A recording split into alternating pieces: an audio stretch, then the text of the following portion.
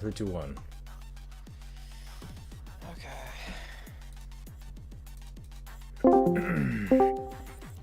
Alright. Cool.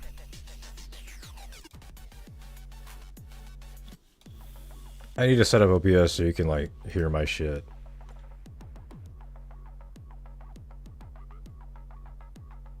Oh well.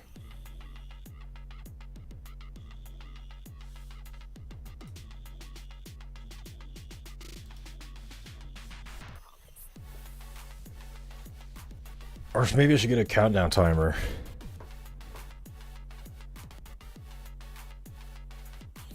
Yeah, I need to fucking write that down too. God damn.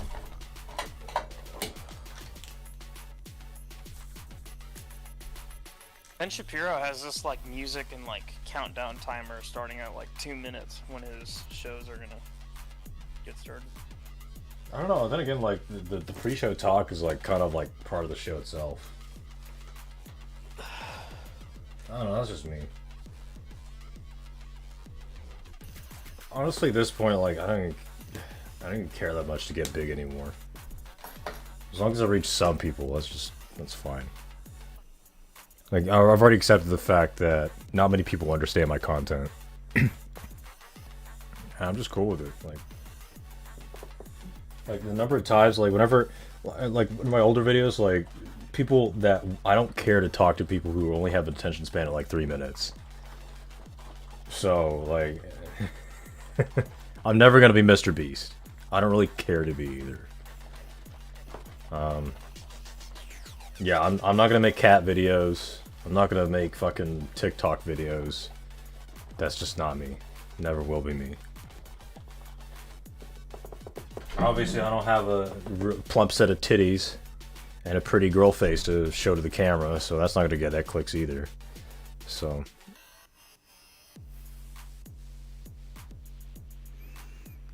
Yeah.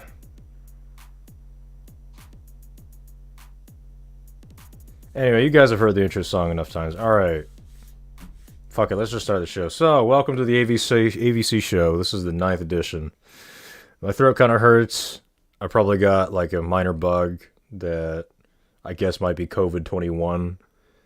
And I'm having no symptoms except for a sore throat. Fuck the CDC. The government's a bunch of fucking fake and gay. Whatever. Yeah. How's AG doing today? Great. Yeah, same. All right. Well, yeah, I guess to preface the show, World War III updates. It's just all chest beating as far as I'm concerned. News has been kind of quiet on my end. What about you? Oh shit. Yeah, not a whole lot going on. Hold on, let me start recording. All right, here we go. Oh, yeah. All right. Well, yeah, let's see. I bet I'm still going with my hypothesis that it's going to be the most half-assed, like, nothing war.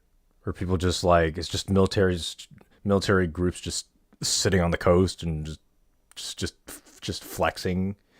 And nothing really is going to happen for a while. Maybe there's, like, an odd battle here and there, but nothing widespread. Because, again, young people don't give a shit about their country. And maybe that's a good thing. Because fuck nationalism. Us in the coming years, I think no shit. I think that AI, the technology, and the internet is going to pull the world together and make the economy much more competitive. And a much better survival strategy is not through military force, but through brain power and money. So it's gonna be more and more like the cyberpunk future, where there's just like it's just the Arasaka company running everything, and the smarter you are compared to AI, the better you'll succeed, because that's your biggest competitor as a human. Or you become a cyborg and you can just like upgrade your body parts and use like AI as a tool. Again, ride the beast, don't fight it, right? So that's a much better. I think that's a much more important question than who's going to just a military dick swinging contest, because warfare is changing. take a look at how NATO has done all their military operations. It's all through drones. Like, who even bothers with fighter jets anymore? I mean, the fucking NATO's current aircraft selection. Well, I guess maybe U.S. specifically. The U.S.'s current Air Force is just Flexmobiles. Two confirmed kills for the F-22 Raptor are balloons, and the F-35 is just a money pit that the American government keeps spending more and more money on. And then Lockheed Martin's just, I don't know, they're having fucking orgies and champagne parties with all that money. So, yeah. Plus, like, as you as the average person, so you could be like a military nerd like I was when I was a kid. You can spend all day researching this, researching that. You can buy as many guns as you want, but what the hell are you really going to do with them realistically? Oh, that's right, probably nothing other than just shoot targets. So that's why, Buy more. huh? Buy more. Yeah, you buy more until you start to get the feds' attention. Then they'll start knocking on your door and they say, "Hey, nice gun collection you got there. It'd be a shame if a federal officer took it away." And then you got more than just a gun collection on your hands at that point. I mean, if you really want to own infinite guns, you should just you should just get your FFL license. And what that is just a gun store license, and then you could just buy, sell, and trade as many guns as you want. Yeah. Well, I don't really care about guns that much anymore. They're just like not that interesting. Like, don't get me wrong. Like, there's a necessity for them, especially if you live out in like a rural area. Where there's a lot of dangerous animals. Yeah, you need a gun. But personally, like from like a technology or intellectual standpoint, guns just aren't that interesting. I shot a lot of them as a kid. I've had my fun, and I personally am not. It's just not my thing anymore. So, yeah, Yeah, maybe you're getting sick. it's just my throat.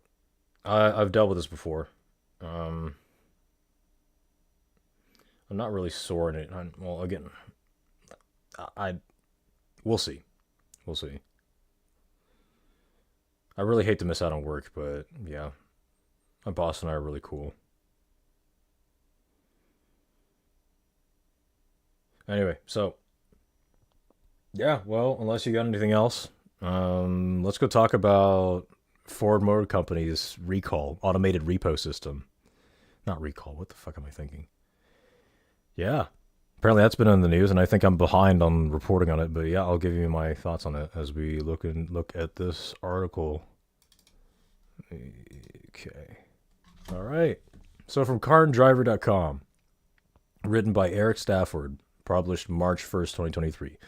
FOMOCO, Ford Motor Company, Repo, automated repo system. Ford patents a system for self-repossessing vehicles. One day that the new Ford in your driveway could up and drive itself away if you don't pay. So takeaways: Ford has filed a patent with USPTO for systems and methods that aid in vehicle repossession, as first reported by The Drive. One of the systems described in the patent enables an autonomous vehicle to repossess itself. Other methods include suggest limiting vehicle functions such as air conditioning, power windows, power seats, etc., and even locking delinquent owners out of their own vehicles. So avoiding the repo man could get a lot harder in the future, especially if vehicles can one day repossess themselves. With autonomous driving tech likely becoming more prevalent in the coming years, all it would take is an automaker to introduce a system where that new truck, car, or SUV parked in your driveway could drive itself away if you don't pay. So far, none have. However, Ford could place spoiler based on a filing with the United States Patent and Trademark Office that details a self-repossessing system along with other repo-related repercussions.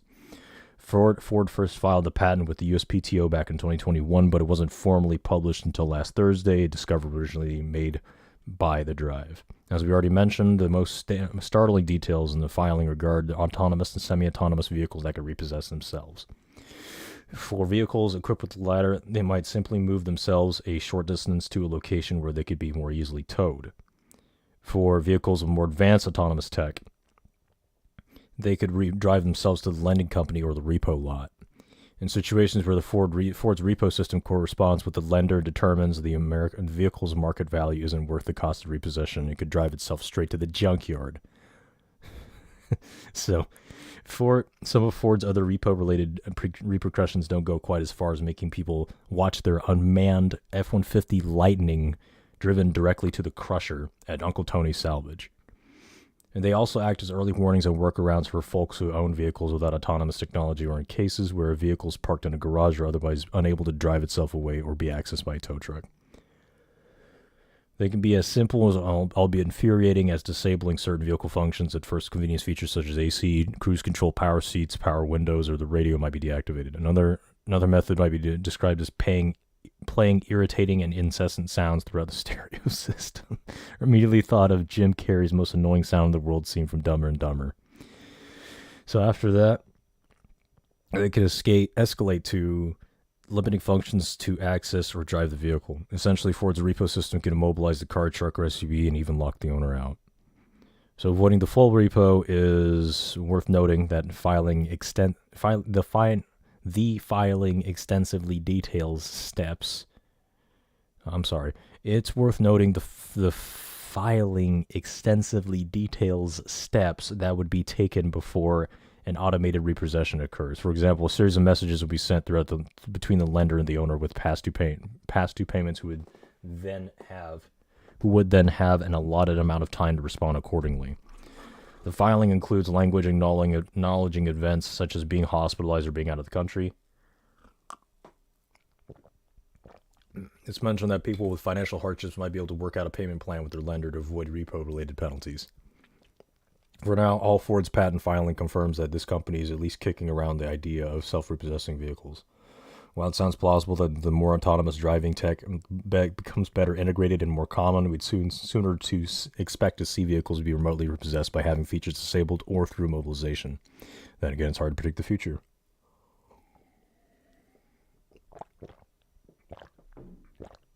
Okay.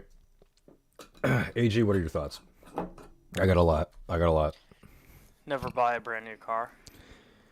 Yeah, The simplest workaround I could think of would be just to disable the GPS. There's a little antenna at the top of a lot of modern cars, and all you'd have to do is take the roof liner down, right. and unhook the GPS. Now, car companies could make it so that it's kind of like a modern PlayStation or an Xbox where you can't drive or play the game unless you're connected to satellite or Wi-Fi or whatever it'll be in the future. But I know for a fact they're not going to make it so that you can't drive your car unless you have GPS signal. Like, what if you're in a tunnel? So I would think the easiest thing to do would be to just take your roof liner down and disconnect the GPS antenna. That'd probably be the first thing you could do to avoid it. But I mean, people shouldn't be buying new cars if they can't afford them. Period. Well, that's like my entire point. So, like, the first rule is, well, fucking be responsible with your money and be honest with your contracts. So, like, it's understandable why they do this, and meanwhile, a lot of people in the West, but especially Americans, they live on debt, and they don't have $1,000 to their name at any given moment. So you put yourself in the perspective of Ford. So they're looking at all these companies like, look how many fucking customers they don't pay what they agreed to. So, the fact that this is controversial is, again, it's because it scares people, and it scares people because they are irresponsible with their money. So they're looking for new ways. They're making more creative ways to be irresponsible with their money, and the corporations are just as, if not more, smart than they are. And it's just a never-ending battle, it seems. But of course, I smugly, I'm not bothered by this, because whether back when I was my first car, or the cars between it, the cars that I bought when I was poor, the cars that I bought where I am now, I've always bought cars in cash. And that kind of skirts this entire problem. And now I'm just not even interested in newer cars because they kind of suck. And I'd rather spend money upgrading the cars that I do have right now. So it's like it's like rule number one of business, right? Covering your ass. So that's what Ford's doing, and people are like, "Oh my god, Ford's gonna repo your car. This is why new car's bad." because they're fucking irresponsible with their money. Well, Tesla's already done that. Mm-hmm. And if you were a car company, would you not do the same? It's either that or the repo guy. Like the repo guy will fucking. I don't know. I've never had, as you can tell, I've never had repo to deal with repo. So I've worked at a car dealership before. I won't say where or what kind, but I have taken out GPS trackers out of former rental cars and dealership cars. They can get pretty creative where they hide them. It could be as simple as just something plugged into the OBD2 port, which is just under your dash, or it could be something that's tied into the battery so that it's always on and it's hidden in the engine bay. There's always going to be a workaround. Yeah, right. Stuff like that. So. Yeah. Oh, good. Oh, that's all you got? Okay. So, now that the cat's out of the bag, what use is there to implement the system? It's going to work so few of the times, and then in the meantime, Ford has to look at it, and they're going to think, okay, is the money we save from preventing customers from being delinquent on their payments outweigh the money we lose by losing the PR with the customer? You know, another rule number 2 of business: establish a relationship with your customer, right? So if this sours the relationship between Ford and its customers so badly, they're going to drop it, period. And what's worse is that after they drop it, well, they've already broken that barrier of trust with the company. So then there's one other ding in the relationship between Ford and its customers. Prospective customers, even better. So, and also this is probably going to be uniquely like an issue dealing with like Ford's American and maybe European market. Like the rest of the country, no, the rest of the world, yeah, probably doesn't have to deal with that. So what I think this will happen with the automotive market is that it's going to increase demand of used cars, resto mods, and foreign imported vehicles. So if this digital repo system starts to falls through with Ford's newer models going into 2024, 25, 26, yeah, we're going to see a lot more foreign cars. I mean, thanks to the chicken tax, which is again another brilliant act of the government. Because of the chicken tax, cars in America kind of suck. Like there's some special editions of many different vehicles that are only available to the European and Asian market. Like the Toyota Hilux, for example. The Hilux is a bit different from the Toyota Tacoma, which is what it's known as in the United States. And now all the new cars in the United States are kind of just coming towards the mean again. They're all nothing but plastic and computers. I think there's increasing demand for manual transmission as well, which is big in Europe, big in Asia, but almost disappearing completely in the United States. So yeah, the as always, there's always more work to do for these corporations, and eventually they might figure out what the fuck their customers actually want. But you know, with the new Ford Bronco, they are starting to get an idea. The new Ford Bronco comes out with 7-speed manual transmission, a kind of a throwback remix resto mod look, which is paying clear homage to the original or the old Bronco. Not the old. I'm sorry. You might know better, but like the circular headlights being the most obvious one. So, not everyone in Ford is retarded. Not everyone in Ford is a corporate cocksucker sellout, and some of them actually truly care about producing a better product for the world. And I don't know. I'm interested to see how it goes. If anything, nothing wrong with a good resto mod, which is kind of what I plan to do with my cars. Anyway, yeah. The cheapest car to own is the one you already have. Instead of getting a new car, maybe you should consider upgrading the car you already own. Because yeah, new cars kind of suck. Like the repo issue completely aside. But yeah. And I think as the labor market, which is kind of, I guess it partially has to do with like the way World War III is, I suspect it's going to shake out. Humans are going to spend more and more time indoors, sitting in front of a computer. And computers are useful tools. You could be a retard and accuse the computer of destroying, I don't know, destroying the nuclear family or making people asocial. Or you could use it as a way to meet new people and learn new skills and pick up something really creative like art or 3D printing or AI, using AI to build shit. Or using the 3D printer to print that thing you built as an object you can hold in real life. Or even better, put in your car, since cars are starting to suck, right? So in any case, I personally see it's going to be a bright future. I think decentralization is a beautiful thing. I'm a huge fan of it. And I don't know. You got anything, AG? Not really. All right, cool. So yeah, and stop living in debt. Be responsible with your money. Be honest and keep your promises. And I guess that's all we got for this topic. So, all right, next topic. Oh, this is from National Public Radio. From the warehouse to the world, Chicago and the birth of house music. So, long story short, this news report is talking about how a gay black dude is the creator of house music. Again, the most popular type of electronic dance music. And what they're getting at is probably they're the global homo, the wokeness, the left, whatever you call this amorphous enigma, is trying to come together and take over every aspect of your culture. Like this is not new. Like they've invaded Hollywood, they've invaded the workplace, they've invaded. They're trying to spread their feelers, right? Just like any intelligent virus.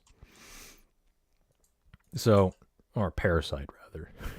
So now they're trying to take over EDM, and as a music producer, in case you didn't know, the music you heard in this intro was made by yours truly. I've done it for a while. It's a bit bothersome to see the politicization of something that I have enjoyed for a long time because it's not political. So let's go into the article and you'll find out what I'm talking about. So, where'd my water jug go? Oh shit, I'll get it later. So, last month when Beyonce became the winningest musician in the history of the Grammys, the prize that put her over the top was in the category of Best Electronic / Dance Album. And when she stepped into the stage at Crypto.com Arena in Los Angeles to accept the award, she put her album Renaissance into a very particular lineage. Quote, "I'd like to thank the queer community for your love and for inventing the genre," she said. "God bless you." That, quote, genre is house music, and it was indeed invented by black and primarily gay DJs in Chicago in the late 1970s or 80s. Since that time, house has evolved. It's gotten bigger. It's gotten wider. It's made people a lot of money. But the story of house's roots is about one finding joy in making community, even when that feels impossible. So when we decided to tell the story of its history, we knew we needed to go to some of the people who were there when it started. Some musicians and DJs and dancers who filled little Chicago clubs and basements decades before house music's influence took off in Europe, before it cut the ear of major labels, before it drew millions to festivals, before it made it onto the world's biggest stages, including the one where Beyonce accepted her record-breaking Grammy. Here are some experiences of the people who were there at the beginning, who helped to create house music, even in their own words.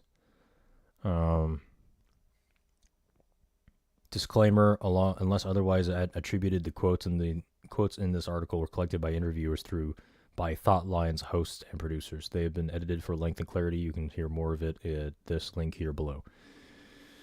Frederick Dunson, who worked in dance at the Warehouse, executive director of Frankie Knuckles Foundation. I was living on the west side of Chicago in a working class neighborhood. Some say it was ghetto, but it was what we knew. It was all we knew. The reason that underground clubs evolved was because of the gay clubs that gave most of the minorities a really hard time getting in. And so as a result of that, people just said, "Oh well, we can just do our own thing and start doing background parties." So it was a solution to a problem that wasn't getting better. Vince Lawrence. I mean, it started out in basements. Somebody would throw a party in their basement, play music, charge like $2 to get in, and 50 cents for a soda, and it was there until the cops came. So the 1970s, Frankie Knuckles moved from New York City to Chicago from New York City to DJ at a club that he called the Warehouse. Knuckles helped to innovate the genre by blending disco, funk, and German electronic pop, and playing obscure records. Okay. All right, here's the interesting. So yeah, okay, house music. What is house music? It's any type of EDM that's 130 BPM with a kick on the first beat and a kick plus a snare or kick and a clap on the next one. It's like anytime you go into a club and then you hear like this rhythm, that's house music. So where does that come from? It comes from disco. It comes from electronic pop music from Europe. Like hello here. So it's interesting how this guy, I guess this is like whoever fucking invented house music. Yeah, he's gay. Yeah, he's black. But look at him. He doesn't. That's not his shtick. He doesn't care that he's black and gay. He just likes the music, and that's just what he did, and he's just doing honest business. What really disgusts me here is that this article is trying to give the for all intents and purposes the global homo a way to just swoop in and say, "Oh, we did it. We did it because we're gay. We're better than you, and we're black." Like, who fucking cares? We're here for the music. Like, fuck off. It's just, well, we all know. We all know it's ESG money. ESG money everywhere. Everyone wants that ESG money. Follow the money.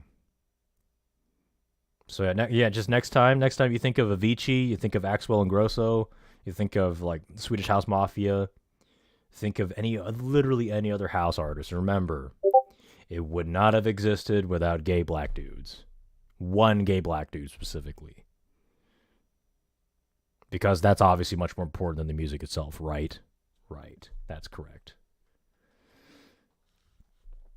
Quote, where is it? I was in a car with a friend of mine going to his house on the south side. We were at a stoplight. There was a tavern on the corner with the sign saying, quote, "We play house music," and that was when I first time I heard it.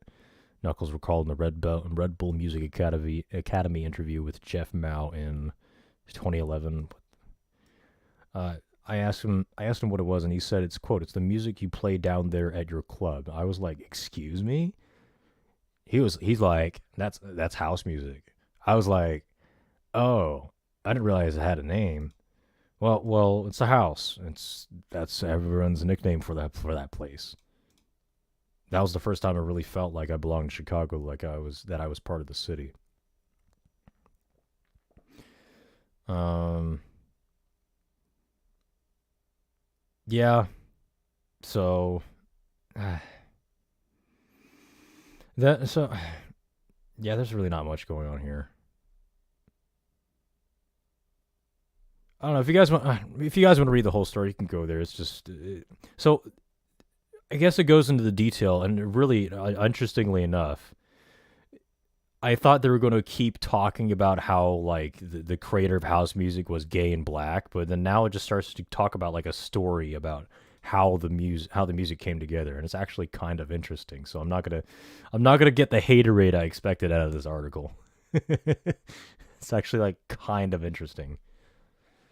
Um,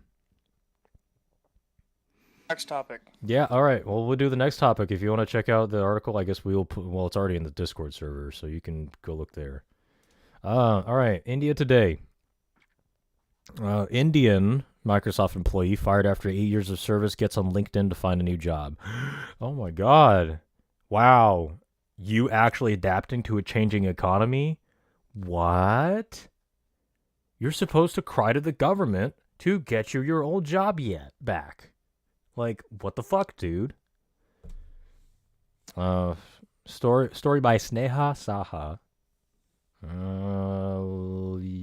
Last Friday, which I guess is yesterday. All right. Shit, sorry, I got a cough. I'm probably getting sick. I don't know. So Microsoft CEO Satya Nadella recently fired 10,000 employees globally. Many Indian employees in the United States have been impacted by layoffs in the last few months, and all of them have limited time to find a new job. H-1B visa holders will be required to find a job within 60 days of termination, otherwise they will be asked to move back to their home country. Among those employees is former senior product manager at Microsoft, Vandana Kaushik, who took to LinkedIn to share that he has been laid off and is looking for new opportunities. Like many of my colleagues, me and my team have had a tough start to the week, Kaushik wrote in the LinkedIn post. He further noted that his entire team was eliminated as part of Microsoft layoffs. Although I have prepared for this possibility, hearing the news was still difficult, he wrote in the post. After 8 years, my time at Microsoft has come to an abrupt end, but it has been extremely rewarding. I've had the opportunity to experience multiple positions, from launching new ad types to Bing to supporting international customers on Azure, and launching a new language for our customers in Indonesia, thereby supporting a new market altogether, he wrote in the post. For the past 2 years, I've been working on diversifying Microsoft's supply chain and reducing the onboarding cost and increasing efficiency. I have thoroughly enjoyed my ride, where I got the opportunity to work on multiple challenging domains and have grown both professionally and personally. I cannot express how much love and gratitude I feel for being part of this company, he further explained in his job role at Microsoft. Kaushik is taking to LinkedIn to find a new job role that fits his experience. Quote, over the coming days, I will focus on determining my next steps. Over the coming days, I will focus on determining my next steps. I plan to pursue things that I have been putting off and improve my skills. If you know any technical product owners or roles available, please let me know. I'm excited to see this new turn in my journey will take me, he wrote in the mail. After the time announcing layoffs, Nadella said that the company was laying off thousands of employees as a result of, quote, macroeconomic conditions and changing customer priorities. While we are eliminating roles in some areas, we will continue to hire in strategic areas, Nadella wrote in the same email to employees. Microsoft CEO also emphasized the importance of building a, quote, a new computer platform using advances in artificial intelligence. We're also seeing organizations in every industry and geography exercise caution, as some parts of the world are in a recession and other parts are anticipating one, he wrote in the email. So this is what you do if you were part of the Silicon Valley cartel, and they got rid of you because they hired too many people and don't know what the fuck to do with them. Yeah, this is what you do.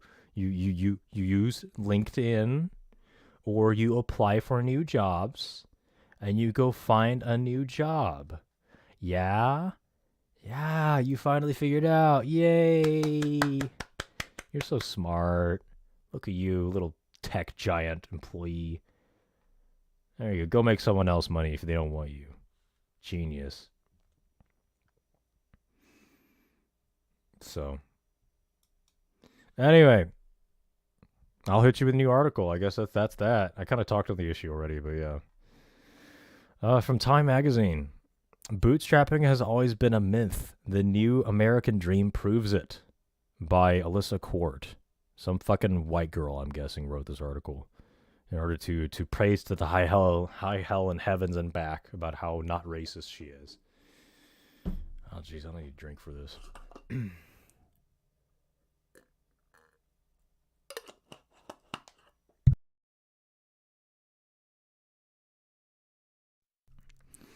All right, let's get into it.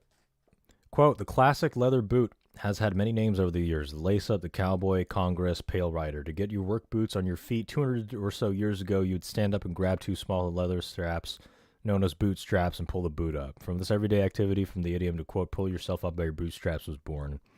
And with it, a tortuous myth that true success meant getting ahead on only your energy and steam without help from your family, the government, or the community. While it was initially understood to be an absurdity, over time it became a phrase that millions of people take seriously. The phrase now arguably is the basis of the American dream and the embrace of an individualism that shades into a brittle self-sufficiency. For years, I have been struck by how much the self-made myth shapes public opinion and policy. As a reporter focused on inequality, I frequently use this relentless individualistic stance, even in the messages I receive from readers about how the poor are responsible for their own scarcity. Strangers are wagging their proverbial fingers at quote single mothers or people who have been evicted. They are following decades of instructions that Americans have to accomplish everything on our own, from poor women being called, quote, welfare queens during the Reagan era to today's Republican politicians opposing college debt relief as a, quote, debt transfer scam. Oh, so the author is a black lady who's offended by these stereotypes. Right. But there's also a very different version of the American dream for this one. It's closer to what was first imagined by James Truslow Adams in his 1931 book on the subject. More inclusive, more communitarian, and less singular. It's catching on. You can see it in the rise of the number of people joining or attempting to create new unions, and the range of citizens now helping decide the budgets of their local governments. There are just two examples of the new American dreamers that taken together show that the collective action and community-focused activity are growing in popularity. Their numbers include people who are joining psychological subcultures that operate like mutual aid networks of the mind. With what one practitioner called, quote, survivor-centered and survivor-aware care. Sissy White and one counselor in a kind of new peer-to-peer counseling community was a trauma survivor herself. Oh God, what the fuck?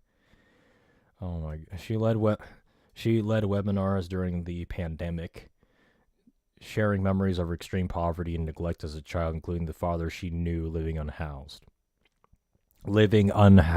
God, there's so much fucking loaded language here. But while all the suffering could have hardened her toward those less resilient and made her self-focused, instead made White more rigorous in her generosity. Another woman spoke of her own abject poverty in childhood and young adulthood, how she once spent her days, quote, drinking so much I was dying. White nodded in acceptance. A chorus of attendees also responded. While the need for mental health care is often cast as an individual failing, those who are rethinking mental health care believe we shouldn't have to hustle to access assistance or attempt to get healthier through self-help alone. The fight for this new American dream tends to require both social smarts and organizational abilities. For example, that's what people need to participate in mutual aid groups that have risen up around the country since the pandemic. Local strangers connected by Google Groups, Google Calendars, and calling trees to bring groceries, eyeglasses, and medication to one another. They placed fridges in urban areas with complimentary food inside. In 2021, there were an estimated 800 such new groups of nationwide, but informally, scholars who study voluntarism told me there were many more. Okay, right, anecdotes, because anecdotes equals data. Let's not forget that. Apparently. Near my apartment in Brooklyn, a volunteer group was organized by a community activist, Crystal Hudson, who today occupies New York City's 35th District Council seat, to help the aged and financially stressed in her neighborhood, including our own mother before she passed away. The result of that group was that creatives in their 20s were buying chicken feet and pig feet and taking them to the doorsteps of elderly Caribbean Americans. It has meant that Hudson herself heard, quote, people cry on the phone when I asked them what they want us to buy. They told me that I got distracted there. Fuck me. They told me, quote, no one has ever asked me what I wanted to eat before. Mutual aid groups can rethink charity and create spaces where the giver and the receiver are more aligned. Like that's why I never donated charity, because I just fucking know. I just know that money's not going to go actually to where I give a shit to. And in the end, I don't really give a shit whoever it is I'm going to donate the money to anyway. So if you establish like a more total, not more, a tighter social connection between the donor and the donee, that's a much more valid way to actually like assist in a community. And in that case, you should only be donating to like local charities. But at that point, like, the amount of vetting you'd have to do would just completely nullify like the entire purpose. So really, I mean, charities are just, if anything, just use them as a tax break. That's all I'm going to tell you. I mean, your money, it people are going to steal your fucking money one way or another, and at least you can keep your money in your local community instead of giving it to the federal government where it's used by a bunch of people who fucking abuse it, like the so-called stereotypes that this stunning and brave author is trying to dispel. You know, just don't fucking donate money. Just don't. Just don't. Unless you're Bill Gates, then yeah. um.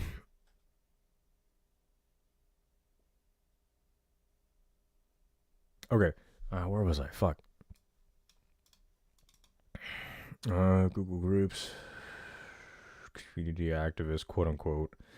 This quote, this new American dream can also be seen can be seen in alternative labor organization meetings or people rallying for higher salaries after a hard day as an underpaid adjunct professor or low wage restaurant worker. Boo hoo. Think of the wave of protests by workers at universities and museums in 2022. These new brain worker labor activists realize that advancement comes from better wages and benefits, not just from their creative endeavors. They certainly will get it from the person at the top making $1 million a year. At one college recently, even the students joined occupying the main glass building to insist that their adjunct professors who are often paid poverty wages get adequate raises and insured health care. In late 2022, faculty and graduate students in the massive University of California system marched and even kayaked to demand living wages, while in New York's Hudson Valley, Sculptor Park workers picketed in front of a private club hosting an event for their trustees. These are not the typical union activists.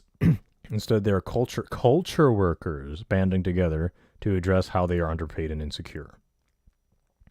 Even if they work in fields that tend to be highly individualistic, one of the striking adjuncts told me that they have found new strength by bonding together. Quote, "We are woven together more tightly with our new social capital, that of raised awareness." So, translation from bullshit to English. So what's going on is I guess to preface this, so whatever you do, whether you are self-employed or an employee or an employer, the price of your labor, your work, is determined by two things. One, how hard it is to find your skill, your production, your work, and how much the customer is willing to pay for your product or service. So, if you are paid less, that means one of two things. Either A, you are very replaceable. There's a lot of people who can do exactly what you do, or who are just like who you are. Or B, the customer just doesn't want to pay enough for reason A. So, the question you must ask yourself as an employee, employer, businessman, businesswoman, is what can I do to bring something of enough value that people are willing to pay more for my service or product? And that's up to you to understand, because I don't know who you are. I can't help you with things I don't know. I'm not God. Although sometimes I wish I was. Sometimes I wish I wasn't. And that's why university teachers are not being paid much, because they're all talk. They teach people things, especially in the internet age. They teach people things that people can find. They can teach themselves in a book, in a webpage. God forbid, for some asshole on YouTube teaching you how fucking economics works. So that's why you don't get paid much. So what they're doing now, instead of taking a more useful approach, having a better attitude towards the situation, being, okay, I realize I am a highly educated, I'm just some overly educated nobody who can run his or her mouth. Instead of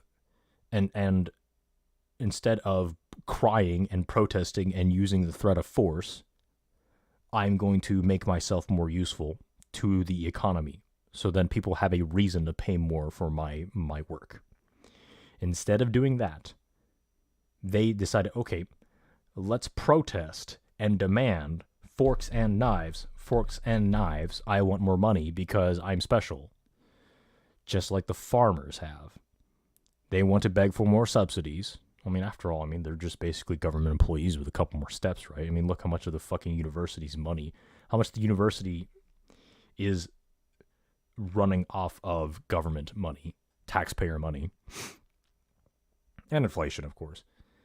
So, yeah, these people are just a hole in the country's budget, whether it's the US or Europe. Yeah, I don't feel bad for them. And apparently they're already making a killing just doing what they do. So, yeah.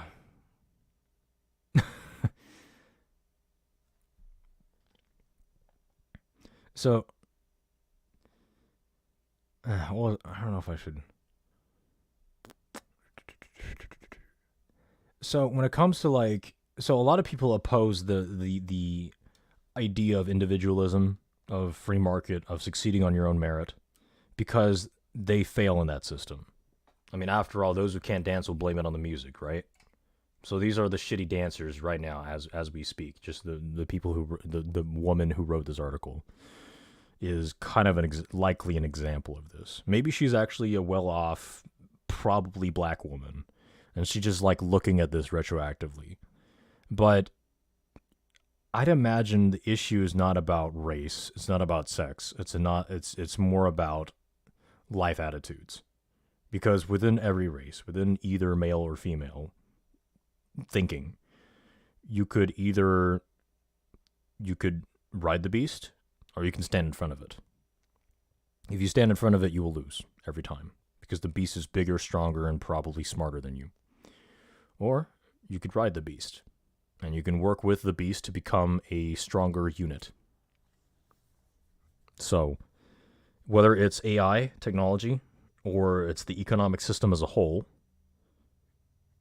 you can work with it, and you would eventually, as you figure out how it works, then you will eventually come out on top of it. You'll be the warrior steering the beast around to take you on a grand journey or into the new lands and become a greater person in general, regardless of whether you're male or female, white, black, Asian, Latinx, Latinx, if you will, whatever the fuck. So it's really just kind of boils down to attitude and probably a lot of I don't know, biology really explains anything at this point.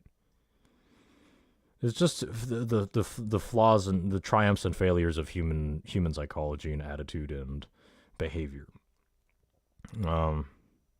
Yeah. I don't care about your shitty boots analogies. Life, heaven, and hell is just what you make of it. Is what you make it. And whatever you want in life, it's going to take work. And maybe you should just take a hint from the Indians getting laid off and from Microsoft tech support. They just fire up their LinkedIn profiles and go find a new fucking job. Because the economy will change. Technology is changing. Technology changes itself. Technology changes everything in your life. So you could follow along and learn from it and become more powerful, or you can stay where you are, refuse to learn new things, and suffer. And if you took the latter route, yeah, I don't feel bad for you. No one gives a shit. So yeah. Oh, man, we fucking blazed through all these topics. There's not really much going on this week, isn't it? 45 minutes. What else could we cram in there? Can you hear me? Yep. I don't know. Whatever you want. I'm just along for the ride on this one. Remember? That's right. Oh right. Okay. All right. Oh, let's do some. Let's bang out a health article. So, okay. USA Today quote or article. People with diabetes live longer on a lower carb and plant-based diet, study finds. It's by none other than a Karen, a literal Karen, Karen Weintraub. Um, yeah, this article is really misleading, and it really makes me wonder how much the writer knows what the fuck she's talking about. But I mean, am I the fool to be surprised at this point? All right. So the article starts: for people with diabetes, eating a lower carbohydrate diet with lots of fruit and vegetables and relatively few animal products or refined carbohydrates seems to reduce the risk of cardiovascular disease and cancer. A new study from the Harvard T.H. Chan School of Public Health found that the people with diabetes who avoided the typical high-carb, highly processed, animal-dense American diet lived longer. The study followed more than 10,000 people with diabetes over the long-running female nurses' health study and the male health professionals' follow-up study. Nearly half died during the period under investigation, about 1,400 of them from cardiovascular disease and 900 from cancer. Their diet was tracked over more than a decade. Those who ate a lower carbohydrate diet, which could mean all kinds of fucking things, except that if that diet was considered unhealthy because of high levels of proteins and saturated fats from animal products or refined carbohydrates, had a lower risk of dying. Truly low carbohydrate diets such as the ketogenic diet are feasible in research and trials, but may be challenging to adhere to in the real world over the long term, said Chi Sun, who led the study. So I focused on people with diabetes who ate a more realistic 30 to 40% of their calories from carbohydrates. In the typical American diet, people get 50 to 60% of their calories from carbohydrates, often in the form of refined carbohydrates like white bread, white rice, and products made with flour from refined wheat or white rice. The key is to avoid sugary drinks, refined carbohydrates like packaged cookies, and unhealthy proteins and fats such as beef and other red meats and high-fat dairy products. Quote, improving diet quality by eating more whole grains, fruits, and vegetables, he said, may be the essential dietary advice regardless of which healthful diets patients try to consume.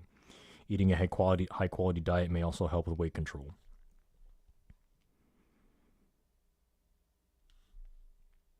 So as you've heard, it sounds like the article is kind of contradicting itself from paragraph to paragraph. But what's really going on is that they're just repeating themselves. The health advice you've already heard millions and millions and millions of times prior. More fruits, more vegetables, less everything. So not just low carbohydrate diet. They're saying low carb because it's trendy right now. Everyone's suffering from whiplash from the high carb drum that basically, for example, for the most part, the FDA has been beating for how many decades now? Not how many decades. Since it really came along with agricultural subsidies in the 60s, I think. The food, what They're is it, the food suffering pyramid? from I'm sorry, you're cutting out. they're suffering from 50 sodas a day. Is what they're suffering from. Yeah, and soda is, I mean, it's just like literally any food you talk about, anything that people put in their mouths. If you're an athlete, or if you're severely in caloric deficit frequently, like I am, soda is probably at worst gonna do nothing, and at best be a huge tool for you during hard training and competition. Because it's quickly metabolized, it's a highly bioavailable carbohydrate in the form of course, sugar, glucose, fructose. So, if you're more like me, where you have very large glycogen stores, which means that your muscles literally will suck up. Here's a visual reference. They will suck up sugar and store inside their little cellular bodies. Let's see if we can get like a scanning electron microscope image of glycogen. So glycogen is a starch that your muscle cells like pack up together as energy ready to go. So that means the more athletically developed you are, endurance training, strength training, whatever, your glycogen capacity is much bigger, and that kind of acts as a buffer for the quote unquote negative health effects of sugar. Dietary sugar. So the problem is people don't exercise. Most people are not quote unquote athletic for intents and purposes of this conversation. And they eat food that is highly bioavailable, meaning low fiber. Most of the nutrients, macro and micronutrients within the food is outside of the cell, outside of a plant cell, for example. And that causes the substances to be absorbed very quickly into the blood. And then when it gets into the blood, if it's not used, if it's not burned as calories, or if it's protein, it does not get utilized to build new cellular structures, it'll be stored as fat. Because your body is smart enough to know that, well, we're not going to let these things go to waste. So that's long and short of it. Again, calories in, calories out. I said it before, I'll keep saying it today, and I will say it today basically until my mouth no longer works. People will try their fucking damnedest to escape this rule, but it's always going to ring true so long as the laws of physics apply. So, yeah. I mean, do you want me to go even more in depth? There's like a bunch of links where they explain they're detailed in how they define diabetes, how they define the articles, like the research that they were talking about. And for example, this 10,000 people study, where it's a study specific for women, there's a study specific for men. Even though really, I mean, the rules are kind of the same. Men and women are equally subject to the same laws of physics and biochemistry. So, so yeah, what they kind of got at this. So this is where it gets kind of slimy, or either slimy or incompetent. Is when they said lower carbohydrate right here. What they mean is that, okay, yes, literally, these diets were low in refined carbohydrates, but they were also lower in calories in general. So it's not about carbs. People think, like, whenever you tell the average person, okay, here's a donut. I hold a donut in my hand. What do you think it's made of? The first thing people think is sugar, but in reality, the majority of the calories of it comes from fat. So duh. And then when you tell people to stop eating sugar, they will eat anything. They see the donut. They think, I will not eat this because there's no sugar. Whereas in reality, you're actually cutting out a ton of calories because, again, the majority of the calories in the donut comes from fat. So, people don't understand nutrition. They don't want to sit there and listen to me lecture about it to them, even though I'm quite literally educated in this field. This is why people are fat, especially in the United States. What's new, right? And then news articles like this will confuse them because they don't understand how these tests were done. They don't understand the scientific process to which dietary and like health research is conducted. They don't understand the conflicts of interest between these different research organizations. And they just want quick results because they do not know how to delay gratification. Just like how people can't adjust to they can't adjust to Ford taking their cars away, or how they can't adjust to a changing economy where they get laid off from their highly paid tech job, or they're just a bunch of fucking single moms whoring off of welfare because they're not willing to put in the effort to actually learn to earn money legitimately. And the same thing applies to people's failure in weight loss and eating healthy.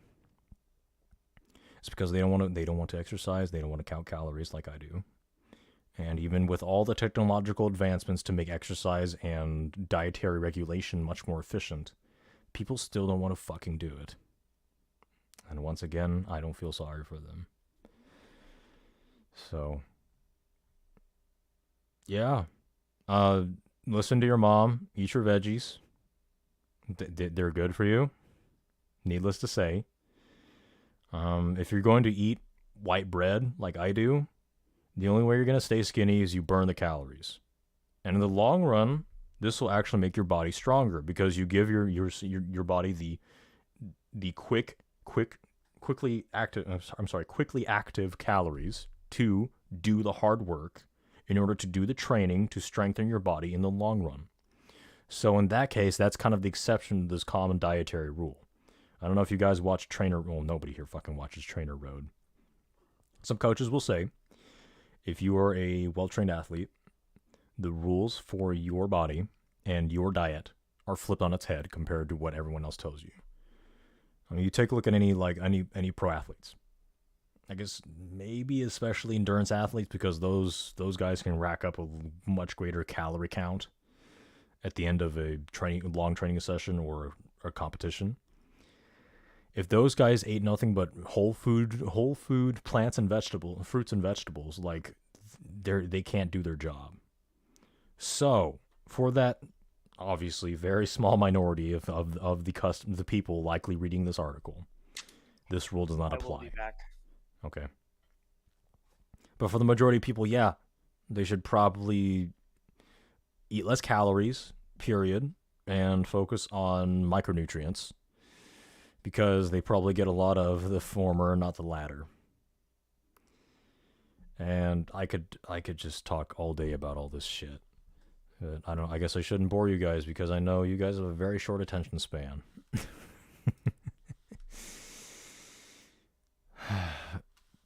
Oh man. So they're gonna come out like more and more like this fucking plate diagram. Like, what the fuck does this even mean? This is so stupid. So they tell you, okay, you need to put this much of your plate with this food group, this much of your plate with this food group. Well, this might shock you, but foods are of different densities. So volume really just doesn't mean shit. If you want to manage your portions, you got to weigh them per gram. And again, hashtag not sponsored. MyFitnessPal has databases full of millions of different foods. So if you want to really eat healthy, like I do, and be as skinny as I am, weigh your fucking food. It's really not that difficult, and I can tell you how to do it. But people are still not going to do it, and then they turn around and come to the doctor.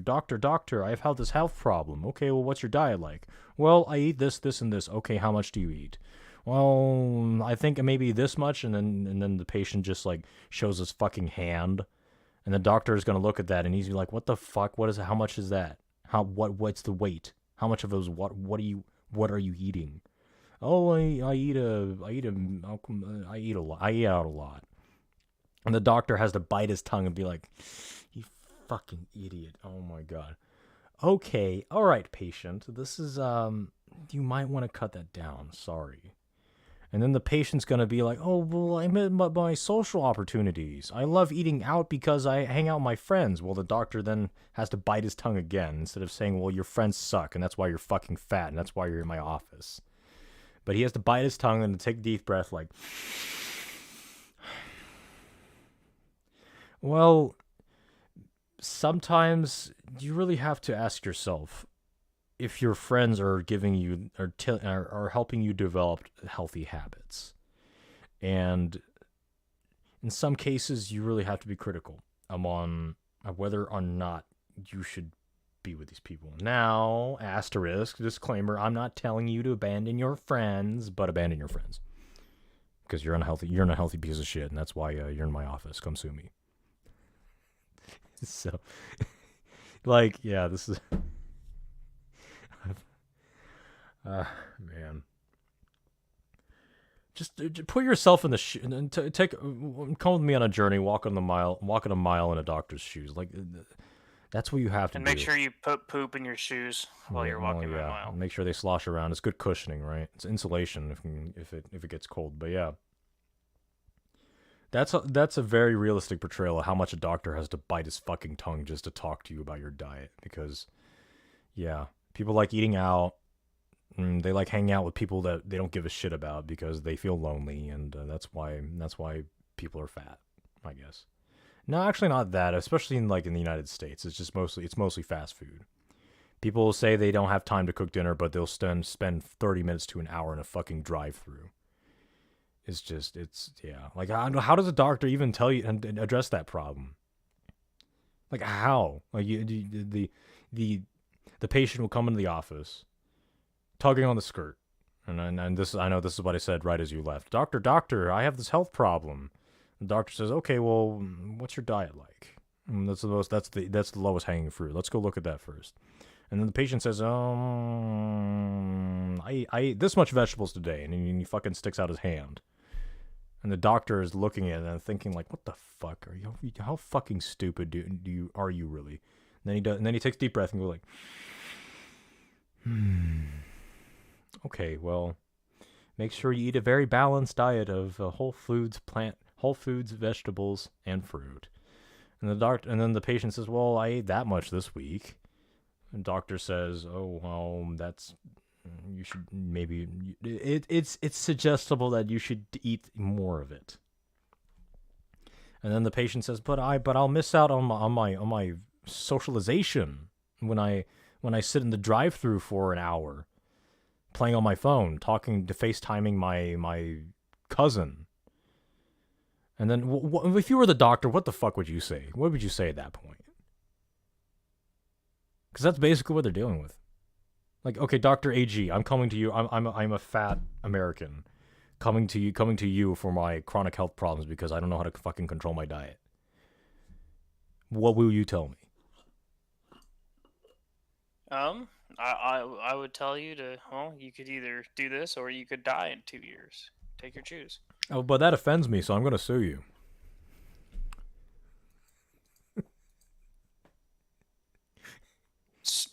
I can they do that? They'll find a way. They'll get creative. I feel like we should find a source. I feel like we should find a. Okay, all right. Most ridiculous lawsuits. I guess dietitians, well, doctors.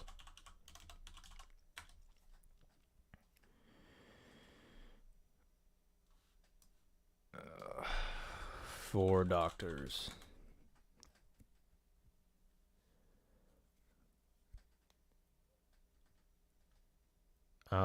Okay, let's go to Quora, I guess. So, Quora, as a doctor or nurse, what is the most ridiculous malpractice lawsuits you've ever witnessed? Um, do you want one specific to like dietitians or just doctors in generals?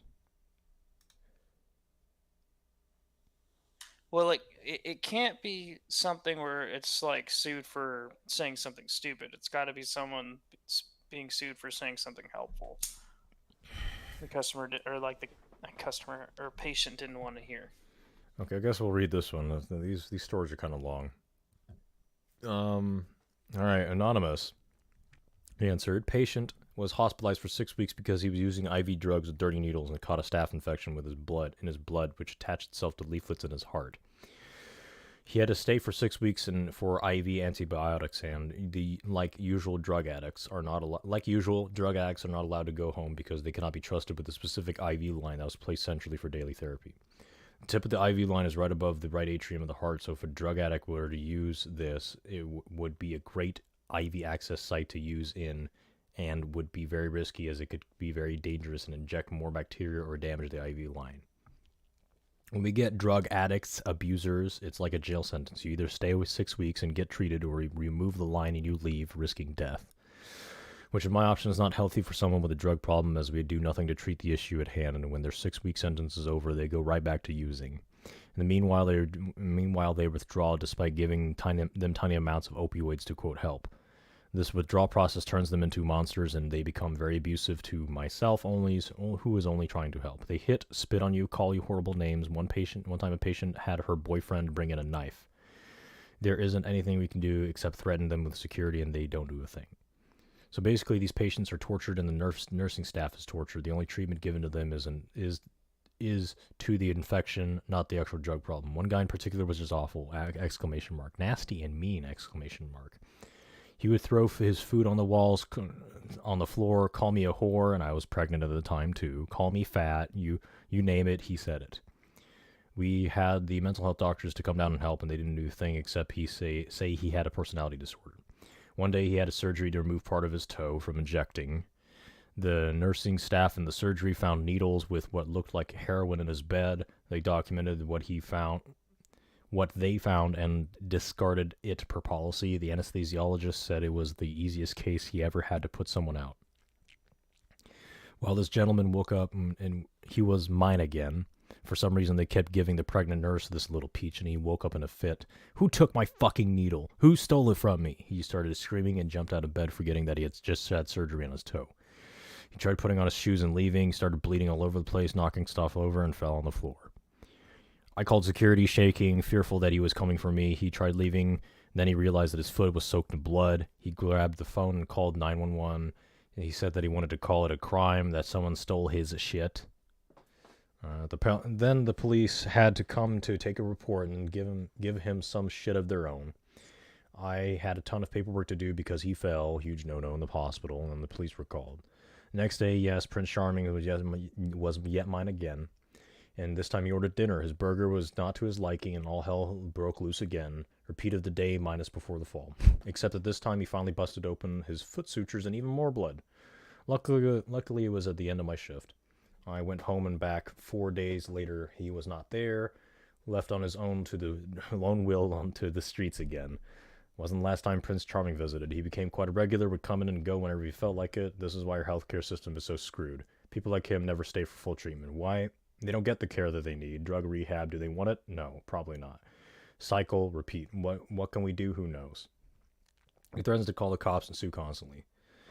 I do have a place in my heart for him, though. I just grimace and smile when I see his name on my list because I know my shift is going to be interesting. One day he apologized to me after I had the baby. He wanted to see pictures. He is like you and I, but the drugs make him someone he is not, he told me. I said, quote, I know. So yeah, obviously, like, this is a probably more than what a dietitian might deal with. Yeah. On one hand, healthcare workers aren't heroes. Fuck them. They're overpaid on an overly subsidized posh job, and I don't really have any sympathy for them. But on the other hand, their customers are pretty fucking stupid, as you can tell. And I don't know I don't know the difference between empathy and sympathy. So I can understand why they're upset, as I've dealt that with my own clients. But they kind of stay in that job. Like, if you can put up with the shit that I just read here, yeah, clearly healthcare is in the cards for you. But everyone has a limit on how much patience they have, and eventually, if this crushes you enough emotionally, then you'll crack and you'll act out, and you might end up hitting the patient that was hitting you earlier, and that's how you get fired. So, you want another story? There's another one right here. This one's about peanut allergies, apparently. What do you say, AG? I'm using you to gauge the audience, as if we have a fucking audience. Being chilling. Sure, but okay, we'll flip a coin. All right. Oh shit, that's not a coin. I don't carry coins anymore. Fuck me. All right, fuck it. We'll just do it. Flip.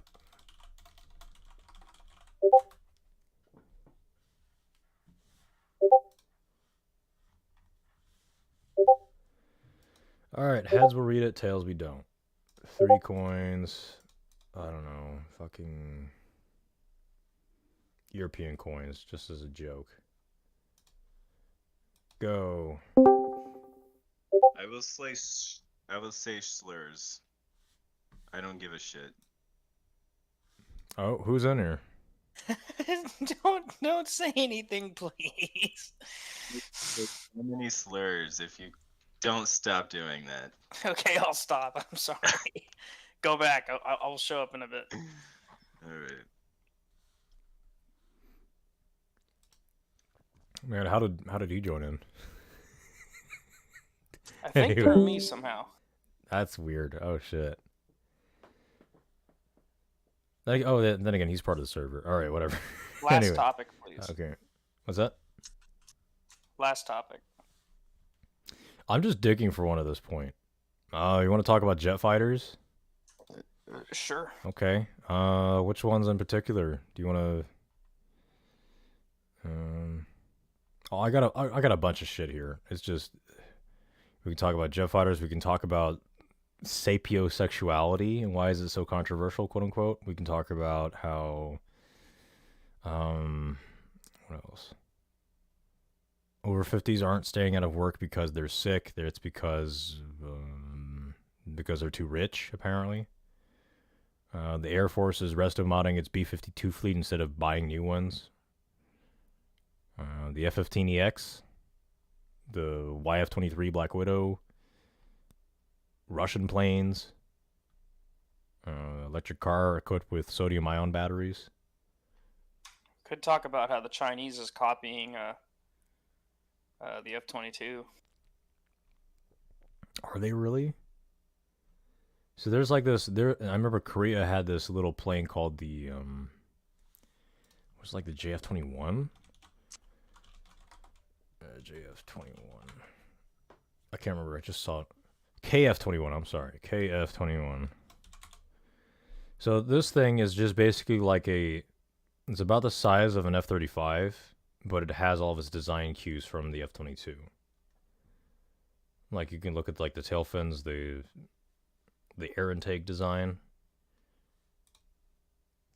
So, I mean, Lockheed Martin probably either sold the rights to certain design, but then no. Actually, then again, I take that back. Korea might not be in the jurisdiction of American intellectual property laws. But yeah.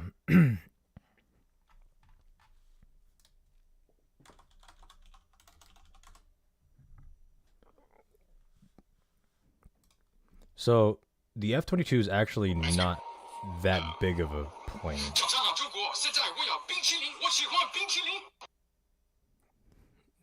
Sure. So yeah, where's the...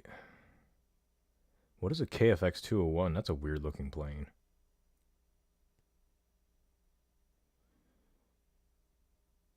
So anyway, yeah, so the F-35 is actually surprisingly about the same size as the Eurofighter, except with elevators that stick past like the ass end of the plane.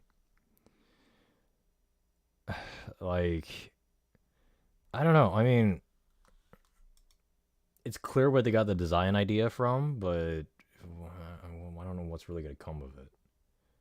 Are they actually going to use these things? I doubt it. A lot of South Korea is built on American ideas and dollars. And they're just basically like Taiwan.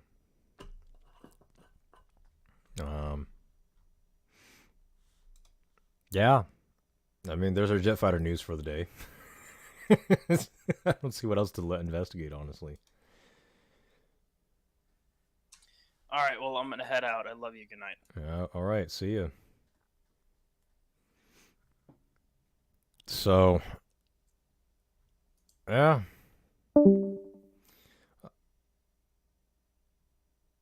I guess we could. I don't know. I guess we could just do one more article for the road. Some shitty article. First post: Sharon Stone and losing her son's custody. Quote: The judge asked, "You're my child. Do you know your mother makes sex movies?"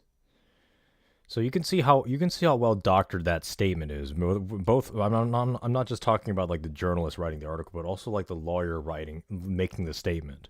It's a very well chosen set of words. He didn't accuse Sharon Stone of being a porn star, which obviously isn't true, apparently. But she just did a lot of like sexual things on camera as part of her role as an actress. So that's kind of a really sneaky thing that this lawyer did when prosecuting, I guess, Sharon Stone during the divorce trial. So yeah, just lawyers are smart, I guess. So,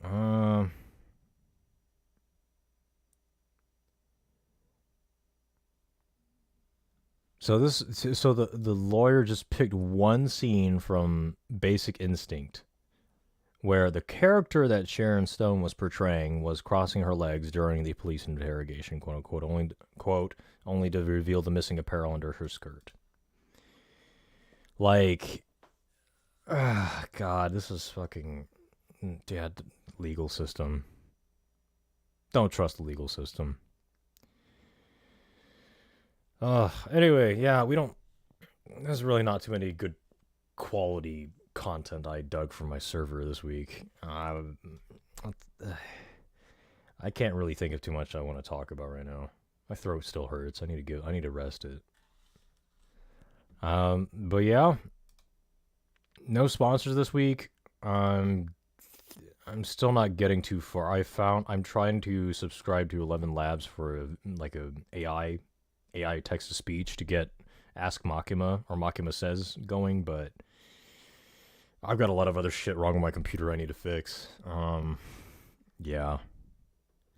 Long story short, I guess to recap once more, buy your cars in cash, be responsible with your money. A gay black guy invented house music, but house music was produced by a bunch of other things that led up to it. Adapt to a changing economy. Don't let people bullshit you about how they defy the stereotype, because they are the stereotype. Count your calories and stop being a lazy piece of shit and exercise regularly. Don't follow these guidelines because they're just there literally to placate, and people are paid to put it out. The volume of food doesn't matter, the mass does, and even then, a lot of it's water. Read the whole thing, whether it's a news report or a piece of scientific research. Read the whole fucking thing. Do not just read the headlines. Do not just read the abstract. Expand your glycogen stores by training athletically. Doctors bite their tongue a lot, and they're probably lying to you. Who cares about fucking Korean jet fighters? I don't either anymore. Lawyers are sneaky. They doctor their words very well, and really, you're just best off avoiding them. So that is it for our show this week. I'm empty. I'm empty. I don't have shit anymore. I know nothing. And thank you for watching. See ya.